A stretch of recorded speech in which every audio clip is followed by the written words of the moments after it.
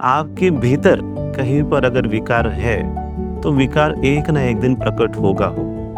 भीतर हलचल है तो बाहर भी हलचल होगी। ये सृष्टि का नियम है। चित्त में वही प्रकट होता है। फिर बोले नहीं ये मेरा शत्रु है तो इसे मार दो। फिर हिंसा बढ़ती गई समय के साथ साथ। तो ऐसे एक राजा थे, दुल्हनिमी नाम के राजा थे। 7 दिन संपूर्ण जगह पे हाहाकार हो जाएगा, हिंसा बढ़ेगी, लोग मरते रहेंगे बहुत जगह पे।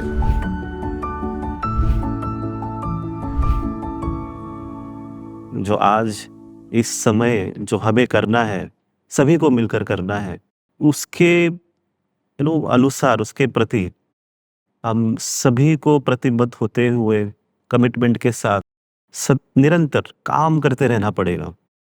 अब आज की जो बाहरी अवस्था है, जैसे अभी कहा उन्होंने, विभाजन या एक दूसरे को शत्रु के रूप में देखना, और यहाँ पर फिर हम बुद्ध की जो फिलॉसफी है, जो बुद्ध दर्शन है, उसके द्वारा या आज हमें जो अनुभव हो रहा है सभी को, उसके द्वारा हम क्या कर सकते हैं।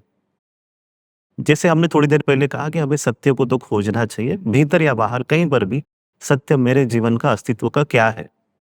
पर ये सब करते हुए एक बार ऐसे कहीं पर बुद्ध दर्शन में एक बात आती है, और जो सही सत्य बात है कि जो आपके चित्त में वही प्रकट होता है।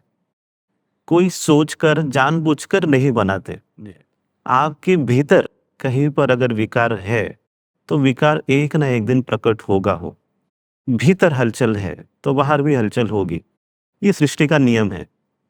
तो वैसे एक राजा थे, दुल्हनिमी नाम के राजा थे, बहुत प्रसिद्ध राजा थे, और वो उनका बहुत बड़ा साम्राज्य था उस वक्त। आपको पता ही होगा वो घटना कि उनके पास एक विशेष शक्ति थी, दिव्य चक्र। वो दिव्य चक्र जहां जहां जाता है वहां वहां वो जीत लेते हैं। अब वो अपने आप ही हो रहा है, काम कर रहे हैं, और सभी लोग उनसे खुश भी है, क्योंकि राजा जो है वो न्याय के साथ चल रहे हैं। जो भी वो काम करते हैं नैतिकता के साथ कर रहे हैं। तो वो जब काम करते समय एक क्षण आता है कि अब उनको वृद्ध हो गए, अब उन्हें संन्यास लेकर उनको प्रस्थान करना है जंगल की ओर। तो अपने पुत्र को बुलाते और कहते कि बेटा अब मैं जा रहा हूँ, ये दिव्य चक्र आपको देता हूँ, और आप अब इसके बाद आप सभी को संभाले, राज्यों को आप संभाले। तो दिव्य चक्र क्या है, तो दिखने में ऐसे शक्ति लगती है, पर उन्होंने कहा दिव्य चक्र मतलब आपको न्याय के साथ राज्य करना है, सही बात। लोगों की रक्षा करनी है, जहां जहां पर भी अधर्म हो रहा है उसे रोकना है, और अंतिम जहां पर भी साधन की उपलब्धि करना है, अब साधन उपलब्ध कर दे। ये 4 चीजें आप कर लो, दिव्य चक्र तुम्हारे साथ रहेगा। जिस वक्त तुम नहीं करोगे वो दिव्य चक्र चला जाएगा। ये बात अपने पुत्र को कहते हैं, और पुत्र कहता है कि ठीक है मैं ऐसे करता हूँ। तो उनके पिताश्री जो राजा थे वो चले जाते हैं। फिर धीरे धीरे एक ऐसा समय आता है जहां पर जो सरकारी संपत्ति है उसमें कमी आ जाती है। तो पुत्र ये सोचता है उस वक्त पे कि अभी कम हो गई आमदनी, तो लोगों के जो साधन है उसको कम किया, अब हम किसी को कुछ देंगे नहीं या कम देंगे। तो लोगों के पास साधन की कमी हुई, साधन की कमी हुई, आमदनी कमी हुई, फिर भोजन कम मिला, अब भोजन नहीं है तो लोगों ने चोरी शुरू की, चोरी शुरू कर दिया। आसपास वो बात फैली बहुत जगह पे। फिर राजा ने दंड देना शुरू किया, फिर कहीं पर मृत्यु दंड देना शुरू कर दिया। फिर लोग डर गए, बोला अभी हम चोरी नहीं कर सकते। फिर लोगों ने झूठ बोलकर पैसे कमाने की कोशिश की, यहाँ से ले वहां से ले, अपराध बढ़ गया। फिर संशय आ गया, शंका आ गई, फिर एक दूसरे को शत्रु के अनुसार देखने लगे। फिर बोले नहीं ये मेरा शत्रु है तो इसे मार दो। फिर हिंसा बढ़ती गई समय के साथ साथ। फिर उसके बाद लोगों को बीमारी आ गई, आयु में कमी हो गई, सुंदरता जैसे कि फिर मास्क लगाते चेहरे पे, झूठा मासू कि अभी सुंदर दिख नहीं रहे।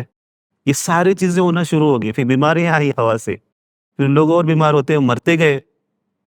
इतनी सारी मतलब घटनाएं बढ़ती गई, ये बुद्ध दर्शन में दिया हुआ है। बढ़ती गई तो फिर लोग एक समय कहते हैं कि इसके बाद अंतिम समय जब आता है तब 7 दिन संपूर्ण जगह पे हाहाकार हो जाएगा, हिंसा बढ़ेगी, लोग मरते रहेंगे बहुत जगह पे। मतलब रक्त जो है वायु में उसकी गंध आएगी रक्त की, पूरा संपूर्ण नगर शमशान बन जाएगा। उस तरह से मतलब उस घटना का एक रूप बदल जाता है कि एकदम अंतिम पड़ाव तक पहुंच जाती है वो घटना। तो उस वक्त पे लोग, कुछ लोग जो अच्छे लोग हैं, विवेकी लोग हैं, वो छिप जाते हैं पहाड़ों में, दूर दूर जगह पे। और कुछ समय के बाद 7 दिनों के बाद जब सब स्थिर हो जाता है वो सारे लोग बाहर आ जाते हैं और फिर वो देखते हैं कि हम बचे हैं, सब लोग चले गए। अब जो सही बात है ना, असली बात इसके बाद शुरू होती है कि वो देखते हैं कि हमारे जैसे और भी लोग जीवित है पर एक दूसरे को जानते नहीं है। अचंभित थे कि अरे और भी लोग बचे हैं।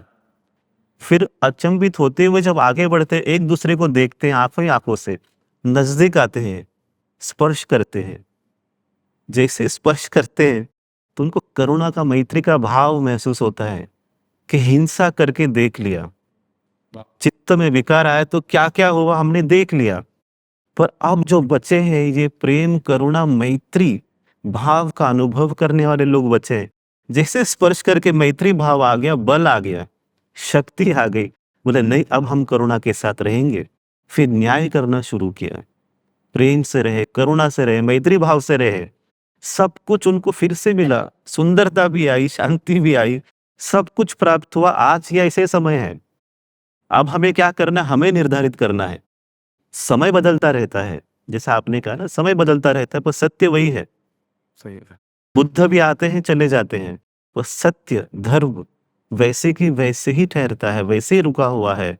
तो आज वो समय है कि हम सभी को उस भाव को जागृत करना होगा। मैत्री भाव ही एक ही हमारे पास इसका समाधान है।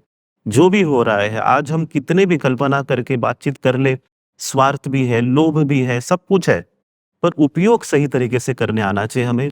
धन का उपयोग मतलब वितरण है, लोगों तक पहुंचाना कि आप सबके लिए पैसा है, मेरे लिए नहीं है, इस भाव को पहुंचाना है। लोभ की जगह में परिश्रम आ जाए, सही। हम ये कहीं पर भूल जाते हैं। और आज सही मायने में इसी की जरूरत है कि हम उसे स्थापित कर लें। हम सभी लोग मिलकर मैत्री भाव को लेकर साथ में चले। जैसे अब जो आपने बहुत अच्छी बात की, बुद्ध, अनेकों बुद्ध थे, बोधिसत्व है, बुद्ध है यार, अनेकों होते भी गए। पर ये सब होते हुए हर एक के साथ एक विडंबना होती है कि जिस व्यक्ति ने पहली बार कहा, जब गौतम बुद्ध बच्चे थे, छोटे थे, नन्हे बालक थे, कि यही सृष्टि को मार्गदर्शन करने वाला, समाज को मार्गदर्शन करने वाले यही बनेंगे, उन्होंने ही पहले शंका की कि ये नहीं है, वो छोड़ दिए, चले गए।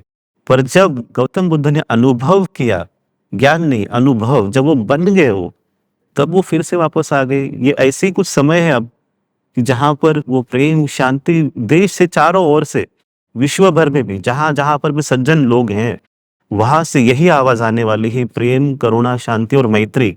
और ये जब आवाज आ रही है तब हम सबको खड़े होकर इसका समर्थन करना चाहिए, इसको मार्ग देना चाहिए।